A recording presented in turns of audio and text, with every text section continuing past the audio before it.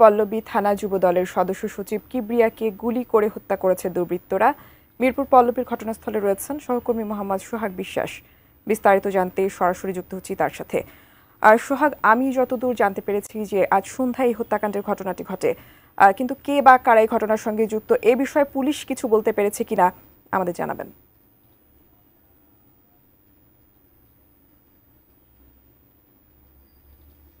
আপনি জানেন যে মিরপুর পল্লবীতে যুবদলের সদস্য সচিব গোলাম কিবরিয়াকে গুলি করে হত্যা করা হয়েছে। রাত ৮টা সাড়ে ৮টার দিকে এই ঘটনা ঘটে। আমি ঠিক সেই স্পটে এখন রয়েছি, ঠিক এই জায়গাটাতেই, অর্থাৎ এই যে একটি হার্ডওয়ারির দোকান রয়েছে, এই হার্ডওয়ারির দোকান বিক্রমপুর হার্ডওয়ারি অ্যান্ড স্যানিটারি, এই দোকানের ভেতরেই তিনি প্রায় সময়ে তিনি এই দোকানের পাশে রুমেই তিনি বসেন। ঠিক আজকেও ঠিক একই রকম, প্রতিদিন যেরকম বসেন ঠিক সেই একই রকমভাবে তিনি এখানে বসা ছিলেন। তো এরপরেই কিছু যুবক মোটরসাইকেলে হেলমেট পরে এখানে আসে। তখন কিবরিয়া বুঝতে পারে যে তার শত্রুপক্ষ হয়তো বা কেউ আছে। তো এরপরই তার রুম থেকে বেরিয়ে দোকানের যখন ভিতরে আসে, ভিতরে এসে দোকানের কর্মচারীদেরকে বলছিলেন যে শাটারটি লাগিয়ে দাও, কিন্তু এইটুকু বলার আগেই দুর্বৃত্তরা ভিতরে ঢুকে পড়ে এবং তাকে পর 5 রাউন্ড গুলি করে।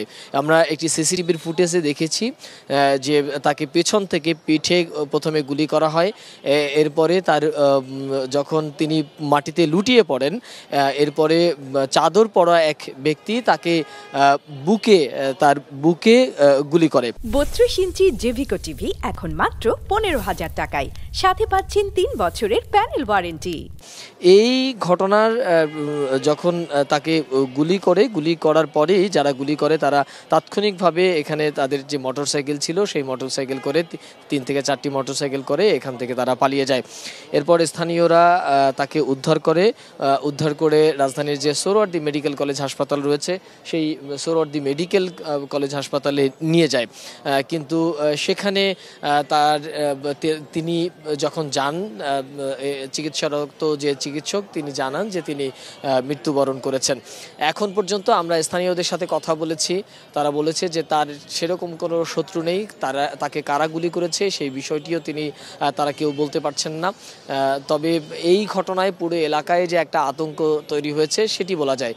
তুম্পা, যেহেতু আপনি জানেন যে আজকে সাবেক প্রধানমন্ত্রী শেখ হাসিনার মামলার রায় হয়েছে, সে কারণে সারা দেশেই একটা আতঙ্ক বিরাজ করছে। সেই জায়গা থেকে স্থানীয়দের মধ্যে একটা আতঙ্ক তৈরি হয়েছে।